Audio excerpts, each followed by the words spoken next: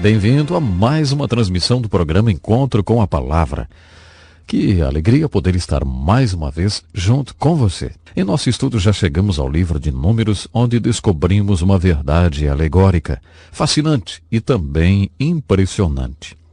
Continuando o estudo dessa impressionante verdade e às vezes espantosa, gostaria que nos concentrássemos em mais algumas páginas do livro de Números.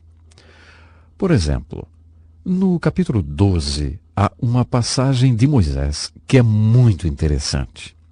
Sabe, eu fico impressionado com o que o livro fala sobre a grandeza de Moisés.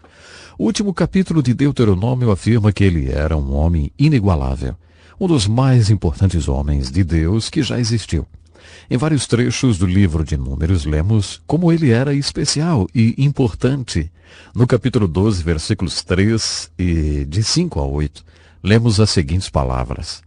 Moisés era um homem muito manso, mais do que todos os homens que havia na terra. Uma das palavras mal interpretadas na Bíblia é a palavra manso. Jesus disse, bem-aventurados os mansos. Você lembra? Esta palavra não significa que pessoas fracas são abençoadas de maneira especial. Não é isso que a palavra manso quer dizer. Nas Escrituras, a palavra manso significa algo como dócil, submisso. Imagine um cavalo garanhão, um cavalo forte.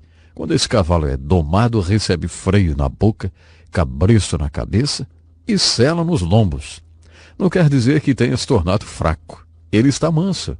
É esse o significado de manso na Bíblia. Jesus disse, tomai sobre vós o meu jugo e aprendei de mim, porque eu sou manso. Em que sentido Jesus era manso? Ele era manso porque sempre fazia a vontade de seu Pai. Ele podia dizer, eu sempre faço aquilo que agrada ao Pai. Ele se tornou manso porque aceitou completamente o jugo da vontade do Pai. Jesus nos disse, tomai o meu jugo e sede mansos. Quando Saulo de Tarso se converteu, quando ele conheceu a Jesus de forma tão dramática a caminho de Damasco, ele perguntou, quem é, Senhor? E depois disse, Senhor, que queres que eu faça? Seu nome foi trocado de Saulo para Paulo. Saulo quer dizer poderoso. Paulo significa pequeno ou ninguém. O que aconteceu com Saulo de Tarso a caminho de Damasco foi que ele simplesmente tornou-se manso. É isso que mansidão quer dizer. Quando entendemos a definição da palavra manso, compreendemos o elogio feito a Moisés. Moisés era um homem muito manso. Temos aqui uma grande declaração a respeito de Moisés e Arão. No nosso último estudo vimos que Deus trocou uma nação de mais de 2 milhões de pessoas por apenas 2 homens. Você lembra? Caleb e Josué, porque eles creram em Deus e o seguiram incondicionalmente. Agora vemos Deus falando que trocaria a nação inteira por um homem apenas. Ele disse, com pestilência o ferirei e o rejeitarei, mas farei de ti povo maior e mais forte do que este. Dá para perceber quais são os valores de Deus? Deus valorizou tanto assim esse homem manso porque ele estava disposto a fazer a vontade de Deus. Por isso Deus trocaria toda uma nação por um homem apenas. Acho isso impressionante. Impressionante também é a intimidade que Moisés tinha com Deus. No livro de Êxodo, Deus disse a Moisés que havia um lugar perto dele que ele queria que Moisés habitasse. E Moisés decidiu que era nesse lugar onde ele queria estar. Moisés queria estar perto de Deus e ele estava perto de Deus como ninguém tinha antes ficado. Ele estava tão perto de Deus e Deus o valorizava tanto que chegaria a trocar uma nação inteira por ele. Sabe, isso é impressionante. Continuando o estudo da vida de Moisés, é impressionante ver que Moisés não entrou na terra prometida. No final, Deus não trocou uma nação inteira por Moisés. Deus trocou a nação inteira por Caleb e Josué. O pecado de Moisés, no capítulo 20, é um dos mistérios do livro de Números. Algumas vezes achamos que Deus não é justo e esse é uma das vezes, talvez que muitas pessoas até chegam a pensar, Deus, isso não é justo. Quando você vê Moisés, um homem tão importante, e o erro sem importância que cometeu, você se pergunta por que Deus o puniu dizendo que ele não poderia entrar na terra prometida? O relato continua assim. Disse o Senhor a Moisés: toma a vara, ajunta o povo, tu e teu irmão Arão. Na presença deles ordenei a rocha que dê as suas águas. Assim lhes tirareis água da rocha, e dareis a beber ao povo e aos seus animais. Então Moisés tomou a vara de diante do Senhor, como lhe tinha ordenado. Moisés e Arão reuniram o povo diante da rocha. E lhes disseram: ouvi agora, rebeldes, porventura tiraremos água desta rocha para vós? Então Moisés levantou a mão e feriu a rocha 2 vezes com a sua vara. A água jorrou abundantemente, e a congregação e os seus animais beberam. Mas o Senhor disse a Moisés e a Arão: visto que não crestes em mim, para me santificardes diante dos filhos de Israel, não introduzireis este povo na terra que lhe dei. Nós nos referimos a esse incidente como o pecado de Moisés. Não parece um exagero? O pecado desse homem parecia muito pequeno, especialmente se comparado com os pecados do povo com o qual ele estava lidando. Quando você pensa em toda a paciência que ele teve no deserto durante 40 anos, em tudo que ele teve que aguentar, e porque uma vez ele perdeu a paciência, Deus disse: chega, Moisés, você não vai entrar na terra prometida. Olha, para nós isso parece duro demais, não é verdade? Há algumas considerações que devemos fazer com respeito ao castigo de Deus. Primeiramente devemos dizer: o juiz de toda justiça não julgaria com justiça? Nós não temos o direito de sugerir a Deus o que é justo e o que não é. É Deus quem determina o que é o certo e o que é justo. Acho interessante observar nessa narrativa que Moisés nunca reclamou de seu castigo. O livro de Deuteronômio diz somente que ele falou sobre isso com Deus um dia, e Moisés nunca mais tocou no assunto novamente. Ele não reclamou e nem disse que era justo ou injusto. Outra conclusão que podemos tirar desse incidente é que Deus estabelece um padrão mais alto para os líderes do que o padrão estabelecido para o povo. Nunca se esqueça disso, especialmente se você for um líder.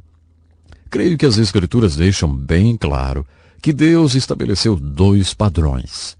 Quando nos tornamos membro de uma igreja, tomamos conhecimento de alguns padrões que deveremos seguir. Uma igreja que não tiver um conjunto de normas e padrões para serem seguidos não é uma igreja muito confiável. Devemos esperar um determinado comportamento dos membros. Mas, de acordo com as Escrituras, uma igreja deve esperar de seu líder mais do que espera de seus membros. Deus leva a posição de líder muito, muito a sério. Vimos isso no livro de Levítico. Moisés ocupava a posição de liderança, e o que seria um pequeno erro para os outros por causa da posição que ele ocupava, Deus não considerava um pequeno erro. Aparentemente, seu pecado foi mais ou menos assim. Primeiro Deus disse: ordenai a rocha que te dê as suas águas. Ele não falou a rocha. Ele bateu na rocha 2 vezes com a vara. Isso foi desobediência. Deus mandou falar a rocha. Ele bateu na rocha. Não uma, mas 2 vezes. Moisés perdeu a paciência. Ele disse: ouvi agora, rebeldes, porventura tiraremos água dessa rocha para vós? É óbvio que Moisés estava bravo. Deus acusou Moisés de outro pecado. Ele disse: não crestes em mim. Eu não estou bem certo do que isso significa, mas Deus diz: visto que não cresces em mim para me santificardes diante dos filhos de Israel. Sabe, percebemos aqui a seriedade do pecado de Moisés. Você se lembra quando Deus ensinou a Moisés todos aqueles segredos espirituais? Moisés, você não é o libertador, eu sou, e eu estou com você. Você não pode libertar ninguém, mas eu posso, e estou com você. Moisés, não é o que você quer, é o que eu quero, e eu estou com você. Então, quando aconteceu, Moisés, você não fez isso, eu fiz porque estava com você. Deus havia ensinado essas lições a Moisés. O pior erro de Moisés foi ter dito: porventura tiraremos água dessa rocha para vós? Ele não estava santificando a Deus aos olhos do povo. Ele não deixou claro ao povo que era Deus que estava fazendo aquele milagre. Moisés estava levando a fama por aquele milagre. Essa foi a pior parte do pecado de Moisés. A única maneira de enxergarmos tudo isso sob a perspectiva de Deus é perceber que Ele tem um conjunto de padrões que são conhecidos apenas por Ele mesmo. Deus nos revela alguns desses padrões. Mas lembre-se de que é Deus que nos ensina a andar na retidão. Não somos nós que ensinamos a Deus. De acordo com o julgamento de Deus, o castigo de Moisés foi justo e correto. Parece que Moisés concordou com Deus. No capítulo 11 do livro de Números, há outro incidente interessante envolvendo Moisés. Às vezes ouvimos expressões como: ele teve um esgotamento nervoso. Isso para descrever quando as pessoas chegam ao seu limite. Muitos homens de Deus nas Escrituras, tais como Davi, a respeito de quem as Escrituras afirmam ser um homem segundo o coração de Deus, tiveram um esgotamento nervoso, vamos dizer assim. Moisés foi um deles. As Escrituras dizem que Moisés era o homem mais manso da face da terra e que foi um dos maiores homens de Deus que já existiram. É interessante observar como até esses homens tiveram um esgotamento, vamos dizer assim. Eles chegaram ao limite. Eles são exemplos do que significa ter um esgotamento nervoso. Moisés, por exemplo, perguntou a Deus: por que pusesse sobre mim o encargo de todo esse povo? Concebi porventura todo esse povo? Gerei-o eu para que me dissesses: leva-o em teus braços a terra que juraste a seus pais? Você já se sentiu assim? Acho que todos esses grandes homens de Deus, como Moisés, Elias, Jó, Davi, o apóstolo João, sentiram-se assim em algum momento e até oraram, né? Senhor, me mata, eu quero morrer. Você já desejou isso? Creio que isso acontece com muita gente. E acho que também acontece com pessoas de Deus, porque as Escrituras contam o que aconteceu com grandes homens de Deus. O esgotamento foi tão intenso que eles desejaram que Deus tirasse-lhes a vida. Nós não conhecemos a vontade de Deus, por isso muitas vezes pedimos o que é errado. E porque Deus nos ama, Ele não responde aquelas orações que não estão de acordo com a sua vontade. Por essa razão, devemos orar dizendo: seja feita a tua vontade, Pai, assim na terra como no céu. É uma pena, mas agora eu tenho que parar. Voltaremos no nosso próximo programa falando sobre a receita de Deus quando seu povo chega ao limite. Não perca então. Até lá. Este é um estudo escrito pelo Dr. Dick Woodward, na voz do pastor Edson Bruno.